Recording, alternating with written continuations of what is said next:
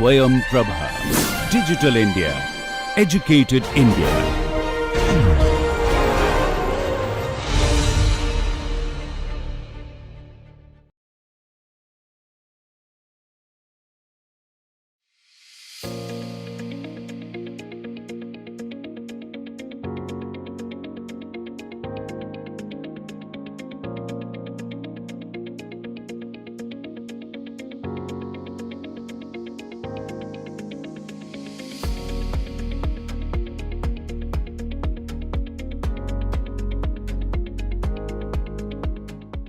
Hello everyone.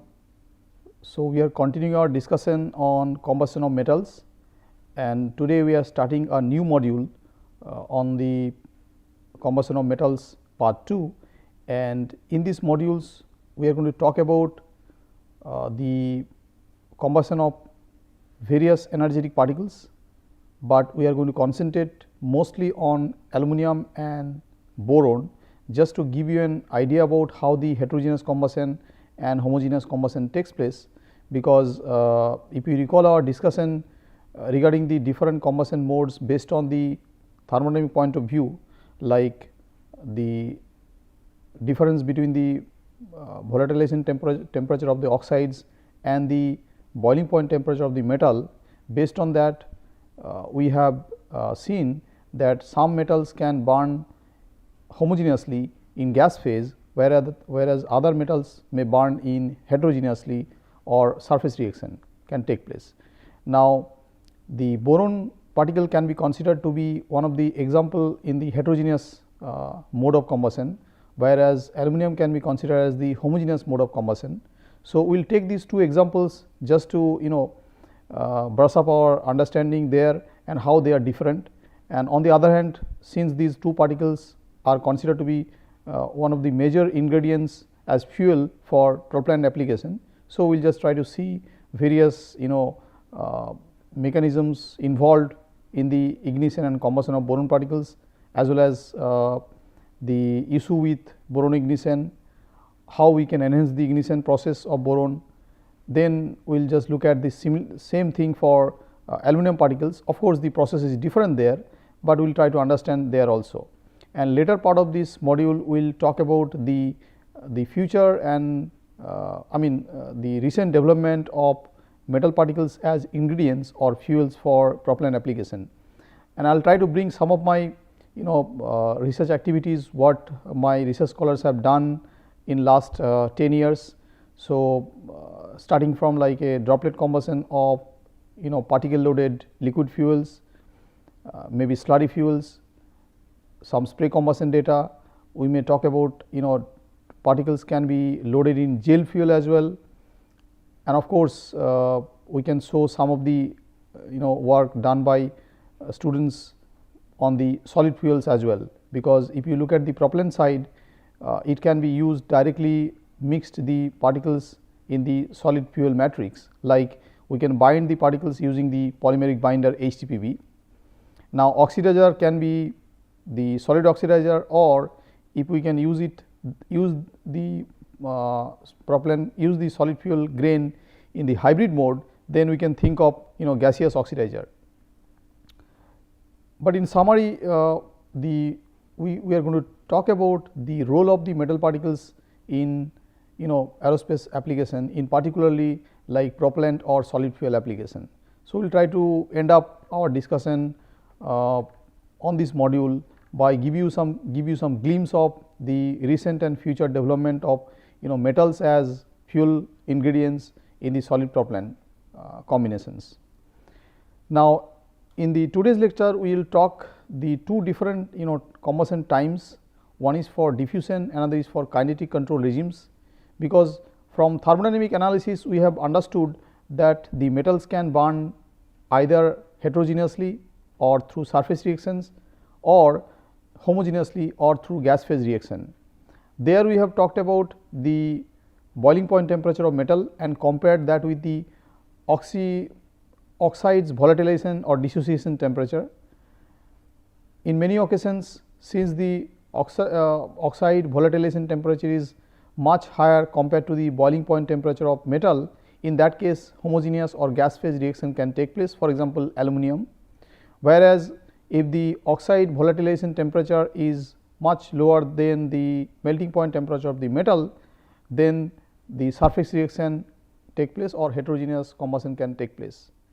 Now, once we talk about the metal particles in propellant applications, it is bringing one time scale into the problem, like how the transport of mass and energy is taking place compared to the reactions. Now, in certain cases the reaction can be faster, whereas the transport of mass energy may not be that fast compared to the reaction rate.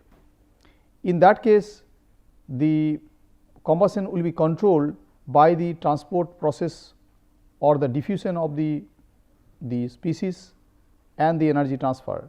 So, in that case the combustion will be controlled by the diffusion mode, and in that case we must need to consider the diffusion of the species there, and we cannot ignore the spatial non-uniformity in the zone, and we must need to consider the transport processes there. So, how they are going to relate with the combustion times? Of course, we have already talked about the diffusion control combustion for a single droplet. We have considered single droplet combustion in a quiescent media, and there we have discussed about how the evaporation rate constant is found out and how we can actually calculate the burning time, the evaporation time. From there we got the equation. So, we can recall those equations and we can write the same thing for combustion times for diffusion control case.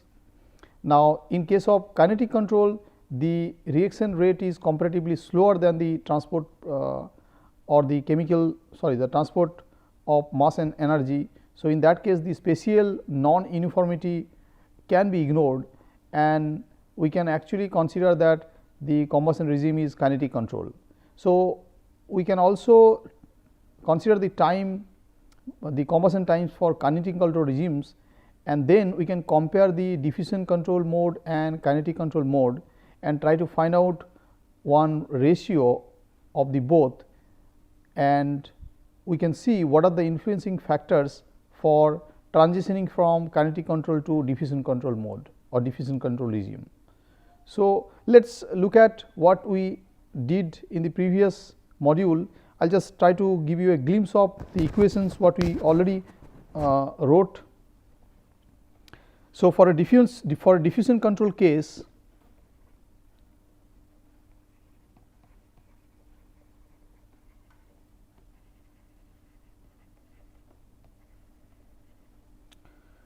and if we say that the Lewis number is unity, Lewis number is going to tell us like thermal diffusivity versus the mass diffusivity. So, if we consider the Lewis number to be unity, so this is defined as the thermal diffusivity by the mass diffusivity. In this case, the mass consumption rate, what we have said, the mass consumption rate per unit surface area. What we have written?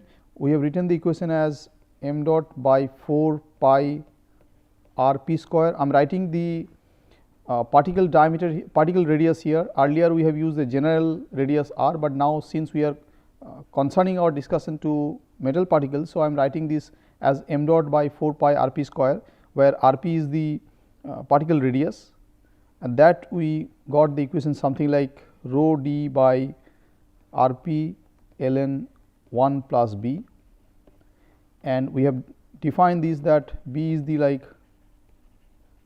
mass transfer number or transport number, rho is the gas density.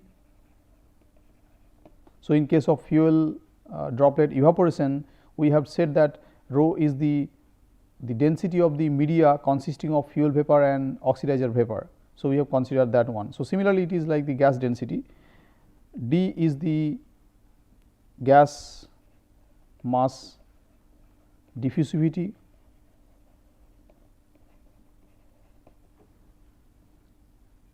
alpha is the gas thermal diffusivity if you wish to write,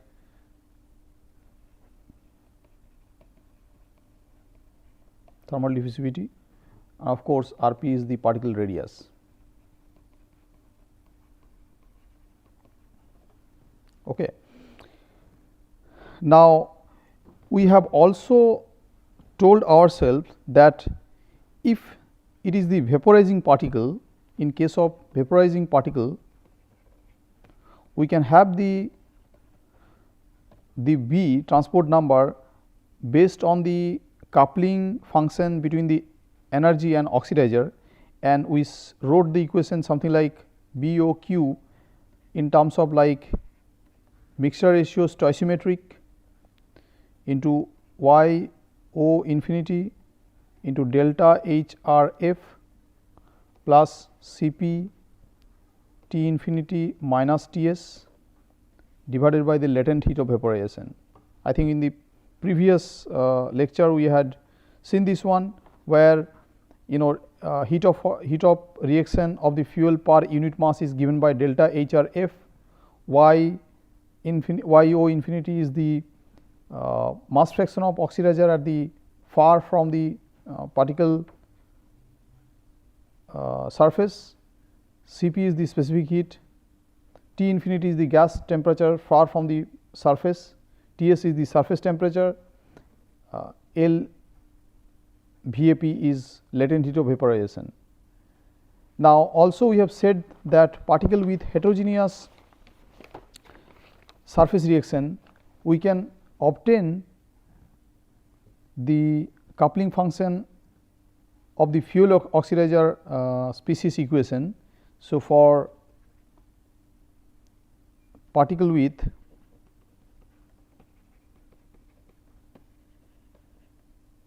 heterogeneous surface reaction,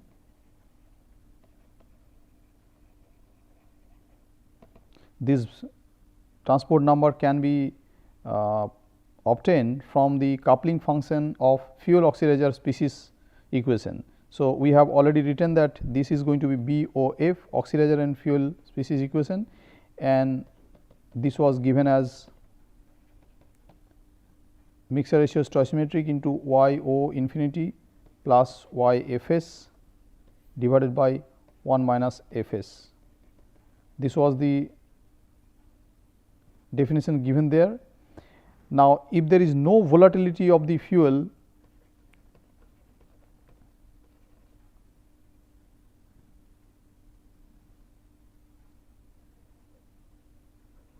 volatility of the fuel, we can write that Y Fs is going to be 0, mass fraction of the fuel at the surface is going to be equal to 0. So, we can write BOF as simply F by O stoichiometry into Y O infinity, that I think we have written. And if you look at this equation for the mass consumption rate per unit particle surface area, this equation A. So, from equation A we can simply write the mass consumption rate per unit surface area will now become rho d by Rp ln 1 plus F by O stoichiometry Y O infinity. This is the equation. Now, if you recall, we had got the diffusion time for evaporation. If you recall the evaporation time for the droplet which has the initial diameter d0, we already got in the previous discussion. Same thing if we apply, and if you try to write the combustion times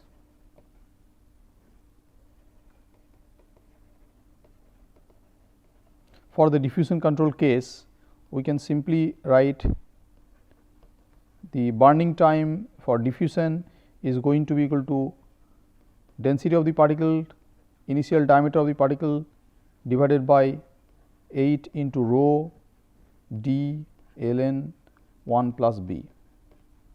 This I am simply writing from the analysis we have done for the droplet evaporation case, where we have written the evaporation time as the rho L d0 square divided by 8 rho ln d into ln 1 plus b. I think in the previous lecture we have seen this one for the fuel droplet evaporating in oxidizing environment, of course in a quiescent media surrounding by the oxidizer, and there we find out that. So, same thing we have applied here. So, for the diffusion control regime case, the combustion time can be given by this equation. Okay. So, let us give a name as B. So, for a particle with surface reactions, this is just for the diffusion with evaporation case, but if we have the surface reaction, we can modify this one by using the transport number for that particular case where we have the surface reaction, and we have already modified that by this one. So, we can simply update that equation by putting the value of B. So, let us say for a particle with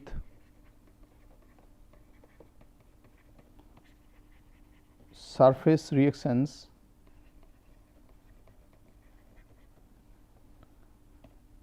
what will be the reaction time scale? This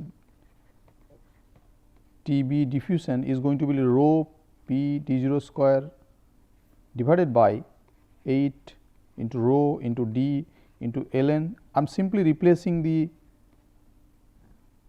B with 1 plus f by O stoichiometric y O infinity. This I think we already had in the previous equation. You see, for the particle with heterogeneous surface reactions, we can write this BOF coupling function between the oxidizer and fuel species reactions, and we have said that for no volatility of the fuel we can consider YFS, we can assume YFS to be 0. So, BOF finally becomes f by O stoichiometry y O infinity, and this one we have replaced in the equation A, and from there actually basically we can replace with this equation. This is the time combustion time for diffusion case. So, T B diffusion is simply going to be this, we just simply replace B with this. So, if you look at here, we have simply replaced B with this one. So, this is the equation for the combustion time for diffusion control case, where rho p is, we have not said it earlier. So, rho p here is the particle density,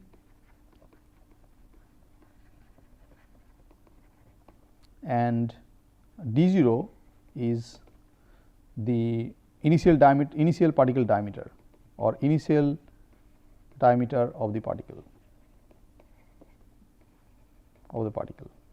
Okay.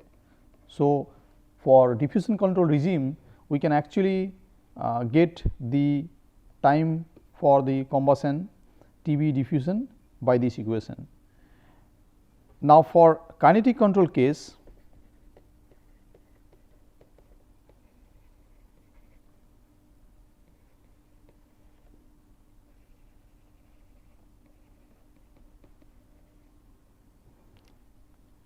what we said for kinetic control case, we had assumed that diffusion rate of the oxidizer to the surface is much faster compared to the reaction rate at the particle surface. So, the spatial non uniformity can be ignored, and we can approximate the oxidizer mole fraction at the surface. So, what we are saying is like no spatial non uniformity exists in case of kinetic control combustion. So, if the oxidizer mole fraction at the surface is x O infinity, the same thing will be there. Sorry, this is at the surface. If this is at the surface, the same mole fraction will be there at the far field or far from the particle, just because we had considered the spatial non-uniformity does not exist in this case. So, we can say approximately this x O s is approximately equal to x O infinity, and for this case the mass consumption rate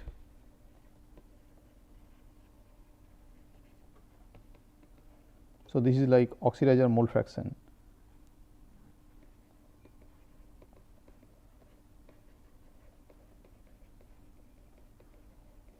So, the mass consumption rate per unit area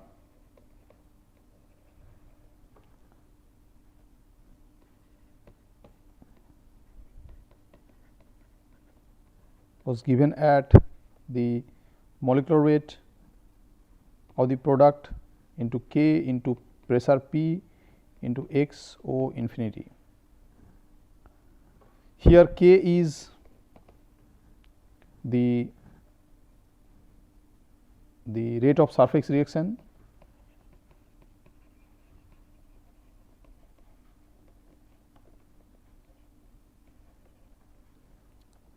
x O is of course the oxidizer mole fractions we have already written. So, if we just find out the time for combustion time for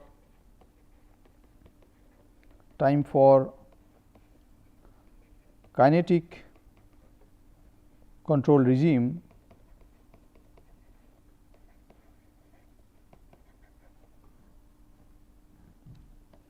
Tb kinetic is given by rho p d0 by 2 m dot molecular weight into K into P into x O infinity. For this one, I think one can refer to the chemical kinetics part for diffusion control and kinetic control reaction rate. For any combustion book, one can refer to it and just look at these equations for reaction rate, just to brush up the things. So, what we are going to do is we are going to compare the kinetic control case and diffusion control case for the two time scale what we got for diffusion control and kinetic control. If we look at carefully for the diffusion control case, the Tb is actually proportional to d0 square or the diameter square, whereas in case of kinetic control regime the time scale the time Tb is proportional to d0, or just you can say only diameter, not diameter square.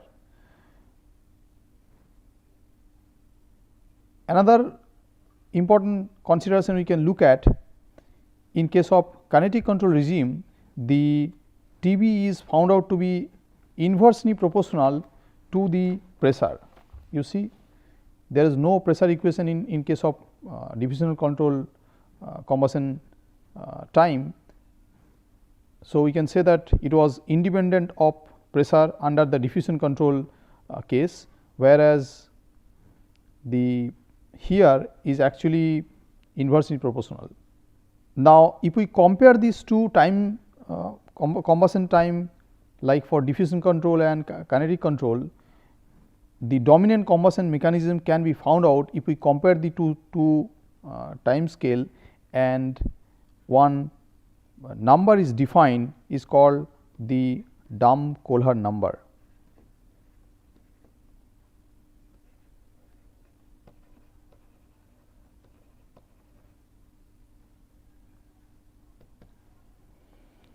And it is denoted as dA. It is basically the ratio between the diffusion time by kinetic control time. So, you just put the equation there, we can end up getting molecular weight into K into P into x O infinity. Of course, one d0 will be there because there is a d0 square. So, one d0 will be there in the numerator divided by 2, here there is a 8. So, it will become 4 into rho into d ln 1 plus F by O stoichiometry into mass fraction of oxidizer infinity. So, what does it tell us? That this is the ratio of the diffusion control versus the kinetic control case. So, it can actually gives us that if dA is equal to 1, that is going to define the transition between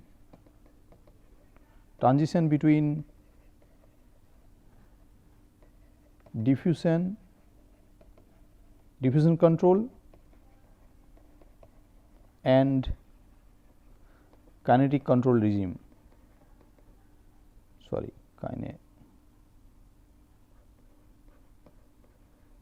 kinetic controlled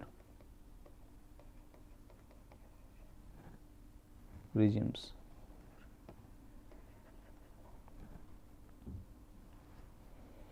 So, what we can say here is that this is if we say that for a large particle, if you look at for the large particle. So, it is kind of a some inverse relationship exists between the particle diameter and the pressure. You see pressure is here, particle diameter is here.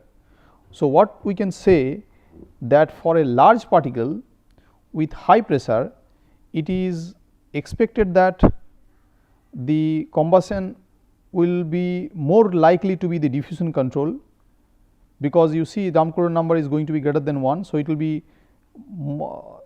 will be expected to have like diffusion control combustion regime if we consider the large particle with the high system pressure, whereas in case of small particles with low pressure, that may lead to like kinetic control combustion. So, this is very important consideration, like particles with larger diameter and high pressure. So, from this Damkolor number equation, you can show that the large particles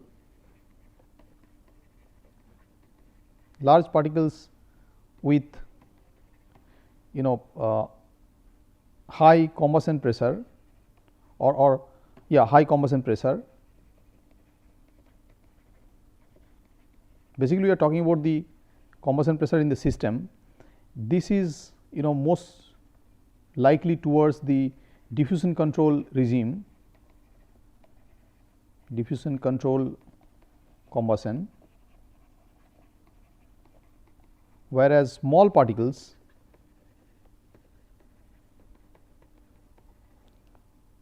at low combustion pressure, it is expected to have like kinetic control regimes, kinetic control combustion.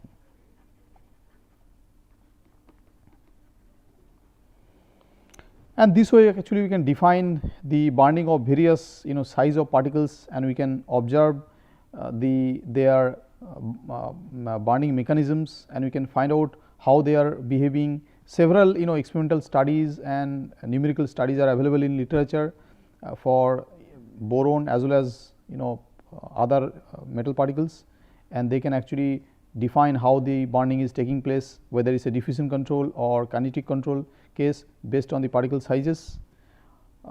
But at the advance of nanotechnology, once the particle sizes are coming towards the nanoscales, then there is one more time scale, one more length scale is becoming very important, because of if the size of the particles is very small, of the order of like 100 nanometer or so, then we can actually compare the length scale with the length scale of the metal with the mean free path. Now, a comparison with the length scale of the particle or the metal particles with that of the mean free path of the ambient gas, we can get to know whether continuum condition exists, like whether the particles can be distinguished separately from the gas molecules or not. So, this is another length scale consideration we have to consider if we compare the Knudsen number.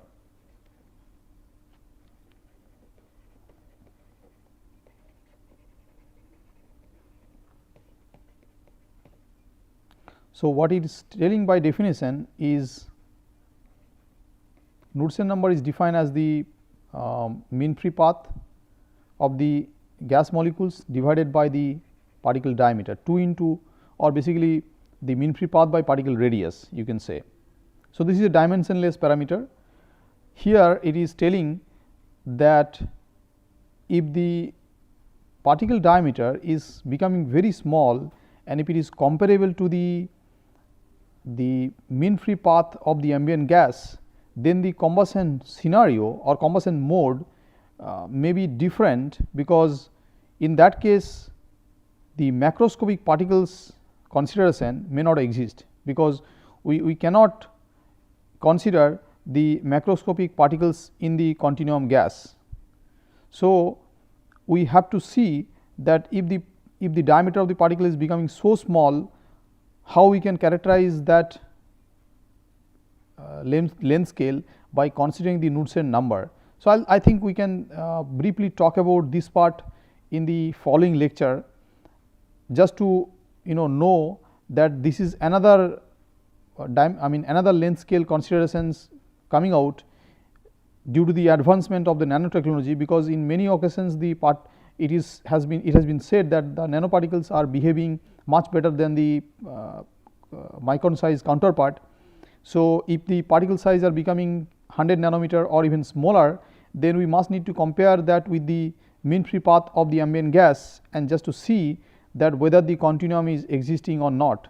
In that case, it may so happen that the particles cannot be separately treat as the macroscopic particles in the continuum gas. So, just we want to just look at little further before we close the discussion, and then I think we can talk about the two different particles like boron particles and aluminum particles and their combustion mechanism, and we will move ahead.